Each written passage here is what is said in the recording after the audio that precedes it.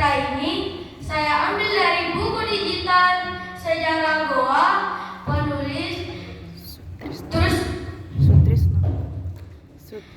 Departemen Pendidikan dan Kebudayaan. Nah, inilah ceritanya teman-teman. Suara ombak laut pelan, tiupan seruling pemusuh yang menyayat hati, kemudian perlahan berubah menjadi tabuhan gendang.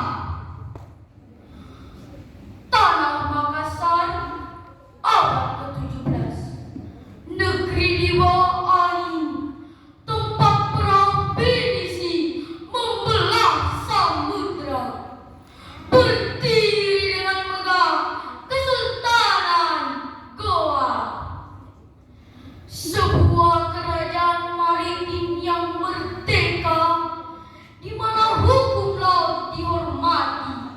Tanahku terbuka untuk semua bangsa karena Tuhan menciptakan bumi dan laut untuk bersama. Namun kedamaian itu terusik. Kompeni Belanda datang. Mereka yang monopoli rempah-rempah, berantai kebebasan, dan memaksa sang Garuda tunduk. Tapi Makassar bukan tanah para penakut. Di atas tata Goa berdiri seorang raja muda yang dijuluki Belanda sebagai The Hendrik van het Oosten, ayam jantan dari timur. Beliaulah di Malumbasi dan Matawang, Sultan Hasanuddin. Cornelius Spelman menyusun rencana. Belanda tahu siapapun menyerang Goa dari luar bukanlah perkara yang mudah. Mereka menggunakan taktik pecah belah, menghasut saudara setanah air untuk saling menjatuhkan. Hasanuddin, kau terlalu kepala. Kau harus tunduk pada isi perjanjian Bungaya. Jika kau menolak monopoli dalam VOC, pelabuhan Sumbawa akan kami jadikan lautan api. Ancaman Spelman tiba di istana Goa. Para pembesar kerajaan berkumpul. Ketegangan memuncak. Namun tidak ada raut ketakutan di wajah Sultan Hasanuddin. Dan Belanda sudah menutup jalur laut kita. Pasukan mereka menghasut saudara-saudara kita di Bone dan Sopeng. Pasukan mereka mengepung Sumbawa dari segala penjuru. Apa perintahmu, Daengku?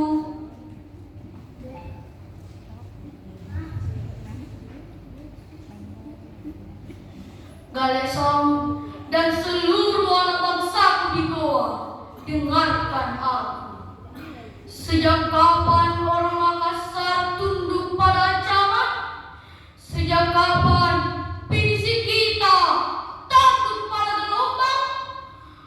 Belanda mengira mereka bisa memelihara diri kita. Mereka yang kita menyerang laut ini, laut yang hidupi anak cucu kita. Demi Allah, selangkah pun kita tidak akan mundur. Tapi jumlah mereka sangat besar dan pusaka mereka, biarpun langit runtuh, keadilan harus tetap ditegakkan.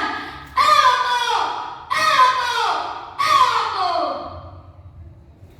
Perang membara dari tahun 1666 hingga 1669. Benteng Sumbawa dikepung. Namun, setiap kali dinding benteng itu runtuh, setiap kali pula semua juang rakyat tua bangkit berkali-kali lipat. Sultan Hasanuddin sendiri yang memimpin di garis depan, menghunus pusakanya, menendang kebukan musuh tanpa rasa gentar. Meski pada akhirnya benteng Sumbawa runtuh karena dikhianati dan kalah dalam peperangan, Sultan Hasanuddin tidak pernah membiarkan jiwanya dijajah. Beliau memilih turun tahta daripada harus bertekuk lutut menjadi boneka VOC.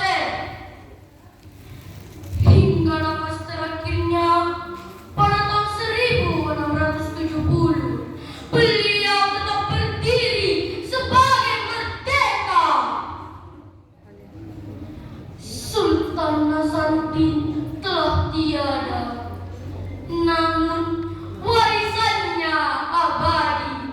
Beliau mengajarkan kita tentang harga diri, persaudaraan, dan mutlak keberanian melawan ketidakadilan. Jiwa luhur itu kini mengalir di darah setiap anak bangsa di Sulawesi Selatan. Dari Makassar, Goa, Bone, hingga Toraja, dimanapun angin bertiup, semangat ayam jantan dari timur akan selalu berkokoh, mengingatkan kita jangan pernah takut pada badai, karena kita adalah pelaut yang tangguh. Sekianlah cerita yang bisa saya sampaikan. Saya tutup dengan wabillahi taufiq